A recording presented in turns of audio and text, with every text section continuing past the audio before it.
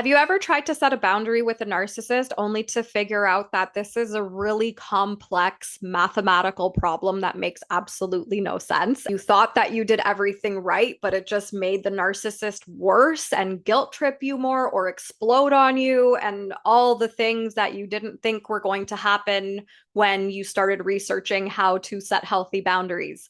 You are not alone. And in today's video, I'm going to show you how to set boundaries that will actually protect you from the narcissist and how to deal with the inevitable blowback that is going to happen because you're dealing with a narcissist. We have to be realistic. Welcome back to the channel. I'm Coach Adriana, and I empower survivors of narcissistic abuse to heal, set boundaries, and live life on their own terms. I'm a fellow survivor myself, and my own healing journey is what inspired me to become a coach and help other people experiencing similar challenges. And without further ado, let's get your shift together and let's talk about boundaries. This is a really hot topic with narcissists. So you have to first understand, like, what is a boundary? It's a line in the sand where, you have decided what you will accept from other people, and anything that is not that, like, you're just not engaging with. You absolutely need to have boundaries with narcissists because they live to dominate. They are on a mission to have power and control over you. That's all it's about. They will always overstep their limits. And when you set a boundary, you get to reclaim your power. But the thing is, where we get into trouble with boundaries with narcissists is believing that we need to verbalize those boundaries. And I teach all of my clients this in basically all of the programs I do about boundaries with narcissists, that you need to set your boundaries with your actions and not with your words. Because when you give them a boundary with your words, you tell them, hey, when you do X, Y, and Z, it makes me feel like this, and I don't like it. And, for my mental health, can you stop doing that? You've literally just given them the war plan, and they're going to continue doing what they are doing because now they have that confidence. They know, okay, yeah, this is exactly how I'm going to get supply from this person. And so you have to remember what the narcissist's goal is. It is narcissistic supply. If you haven't watched my video on what narcissists want, check it out up here somewhere. And, then come back to this one because it's going to make more sense. The narcissist wants to get an emotional reaction from you. That is their way of having control over you. If they can, break you down so much to the point where you're so bamboozled and you feel like crap about yourself and you're running around like a headless chicken trying to make things better with this person, they are literally thriving off of that. They are getting a little kick out of it. It doesn't make sense when you're a normal person with empathy, but you have to accept this in order to stay sane throughout setting boundaries with a narcissist. Now let's talk about some of the mistakes that we can make when we're setting boundaries with a narcissist. So the first mistake that I already mentioned is explaining to them exactly what the issue is and why it's bothering you, and asking them very nicely to stop. This is good to do with normal people, healthy people who are capable of self-reflection and actually give a shit about you. But with a narcissist, you've literally given them the war plan. So if you explain too much what the boundary is, and if you start over explaining, that's even worse. Because remember, supply is your words. Supply is your time, your engagement. So any amount of time you're spending talking to the narcissist, they are feeding off of, and you're going to be exhausted. And the more that you try to justify your boundaries and explain to them, the more you're going to be, running around like a headless chicken trying to fix a problem that you did not create. Another mistake that we can make when we're setting boundaries with a narcissist is expecting that they think like we do. They don't. You need to stop projecting yourself onto the narcissist. That's one of the biggest things with healing, because we tend to assume that everybody else thinks like us. Everybody else will respect another person when they've been advised of a boundary like we would.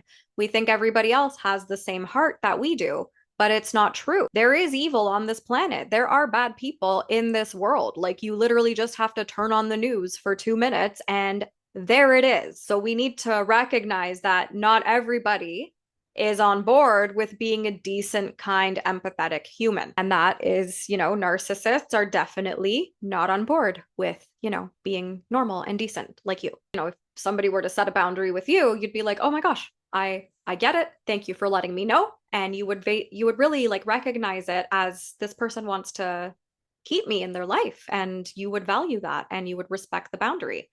But with a narcissist, they view it as, again, the war plan. You're telling them exactly what to keep doing or what to stop doing in order for them to continue bamboozling you emotionally. And you're dealing with somebody who wants supply from you. So they also will view your boundaries as you taking away something that they feel entitled to.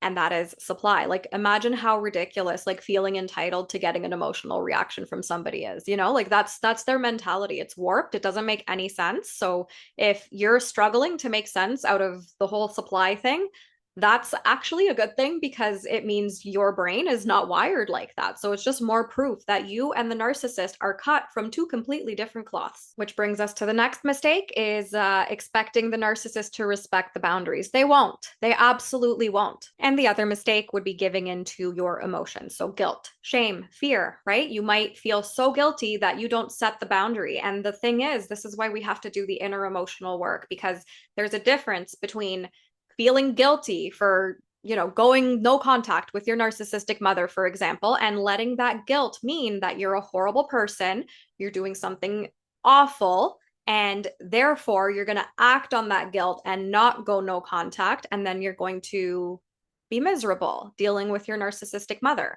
versus feeling the guilt and processing the guilt. And really that takes recognizing, first and foremost, I feel too guilty to go no contact. I know that I'm feeling guilty. Let me get curious about that guilt. And then you process the guilt, and you can journal about it. Journaling is a great tool. If you take the free quiz at the link in the description, you will get the journaling instructions I give to all my clients for free. And you can start journaling about, feeling guilty for setting a boundary, whatever it is, whatever you are going through, use those instructions, and you're going to rip them up at the end, so you don't have to worry about anyone finding what you journaled about. It's literally like rage on a page, rip it up, and that is the exercise. It's great. So try it out, take the quiz, link in the description. I also have a 5-day guilt detox. It's only $7. You can also check that out at the link in the description as well. It's a 5-day mini course that will walk you through processing guilt. Again, only $7. So you have nothing to lose. Check it out at the link in the description. Now let's talk about the boundaries that you can have with a narcissist, how to set them, and then we're going to talk about what to expect after setting these boundaries and how to stay strong. So in terms of the boundaries that you can set, again, you're not going to set the boundary like you would with a normal, healthy person, where you can explain what hurt you, how that's impacted you, and how you would like them to, help you not feel like crap when they do the thing that bothers you. It's usually pretty rare to have to set a boundary like that with a healthy person, because like they're just normal, like they don't do weird things. But if they do something, maybe unknowingly, like one conversation, it's settled. They're not going to guilt you. They're not going to attack you. They're not going to justify and excuse their behavior. And they might offer an explanation, but they're not gonna make you wrong and themselves right. They might be like, oh crap, like I didn't mean it that way, but thank you for pointing it out to me. You know what I mean? So they're not gonna turn it into a whole confusing shitstorm like a narcissist would. And so this is why you have to be very mindful on not explaining too much to the narcissist. And so therefore, the only 3 boundaries you can realistically have with a narcissist are the gray rock method, low contact, or no contact. The gray rock method is when you're extremely boring, one-word answers, you overnight became the most boring person ever. And they might try harder. They might say like, oh, are you okay? You're being weird. They might try to trigger you more. They might bring up even more, traumas of yours or things that you're insecure about, just to get a reaction out of you when you start gray rocking. And a lot of people, they don't like gray rocking because they think it doesn't work. And a lot of people will say that gray rocking doesn't work. But guess what? This actually means it does work. When the narcissist gets worse when you are gray rocking, that literally means the gray rocking is working, because you're dealing with somebody who feels so entitled to getting a reaction out of you that they're literally putting up a fight to try and continue getting more reactions out of you. If you were to gray rock like a normal person, they would probably just match your energy. You know what I mean? Like if you're not being too chatty, like they're not going to try to force anything. But with a narcissist, they need that supply. They need that emotional reaction from you. So when you start gray rocking them, they might get unhinged, right? And if they ever get like, physical and stuff like that, like that's totally a law enforcement thing. Like this video is not going to help you. But, if they're just narking and, being more emotionally and mentally abusive, that is proof that gray rocking works. And that is proof that they are a narcissist for sure, because they're trying so hard to get that reaction from you. The next boundary you can realistically have with a narcissist is low contact. So, you don't talk that much, only for important things. And then, of course, there's no contact where, you're dead to each other, you never talk to them again, end of story. And so the way to set these boundaries is to just do it, right? You don't need to communicate these boundaries. This is literally just how you communicate with them moving forward. So if it's gray rock, do not say to the narcissist, I think you're a narcissist, and therefore I'm using something called the gray rock method on you because I need to protect my peace. You have been warned. For the love of God, do not say that, because they're going to use that against you. Any words you give to a narcissist are weapons, and they will throw them back at you. A lot of people who want to go no contact, they think they need to write a whole letter to the narcissist. And I did a video a very long time ago. If I managed to find it, it is up here. If not, you can go digging. But you don't need to write a letter explaining in painstaking detail how this person hurt you, why you're choosing to go no contact. Because guess what? You probably have already tried to express this to the narcissist, and they don't care. They keep doing exactly what they have continued doing. So nothing's going to get through to them, and they're going to use that letter as supply. They're going to either, ignore it and make you feel like crap. They're going to take the words that you wrote in it and make that the issue and make it something wrong about you. They're going to tell you you're too sensitive and that you're overreacting. They're going to show it to other people, laugh about it behind your back. So you have been warned. It's not a thing I would ever recommend doing. I know that some people do it because they feel like, it's going to help them in some way. If that's you, power to you. But, it's probably not the best idea. So if you haven't done it, I would encourage you not to. What you could do is write an unsent letter. And I'm giving you all the freebies in this video today, aren't I? This is a coaching exercise I give my clients. Do an unsent letter. Write everything and rip it up after. End of story. You're going to feel so much better after you rip it up than you would if you actually hit send or mailed it out. So just some food for thought. And really, like, the only way to set these boundaries is to just do it, like limit what you say, go on an information diet, stop telling them as many things. Like with gray rocking, you're just going to become a gray rock and let them think that, something weird happened in your brain and now you're being weird. Let them think that. It doesn't matter. What matters is that you're protecting your peace. Then low contact, you just go low contact. Like, just take their calls less, interact with them less, hang out with them less, respond less. No contact, you're dead to each other. End of story. Like, block them off everything, but get your ducks in a row before low contact. Like sometimes for adult children of narcissists, if you have like your birth certificate or something at your parents' house, like get all your shit together and then go no contact. Right? So that you don't have a situation where you might have to reach out because you need some kind of document or whatever the case may be. And if you break no contact, it's okay. Like, it's not a sobriety thing. You can just go no contact again. And that goes for all of these boundaries. If you stop gray rocking, you can just start gray rocking again. It's not a big deal. It's not the end of the world. And the main thing that I want you to understand with boundaries with a narcissist is that the goal is to stop giving them supply. That's your boundary. So whatever that looks like, if that looks like gray rocking, cool. If that looks like no contact, cool. If that looks like low contact, cool.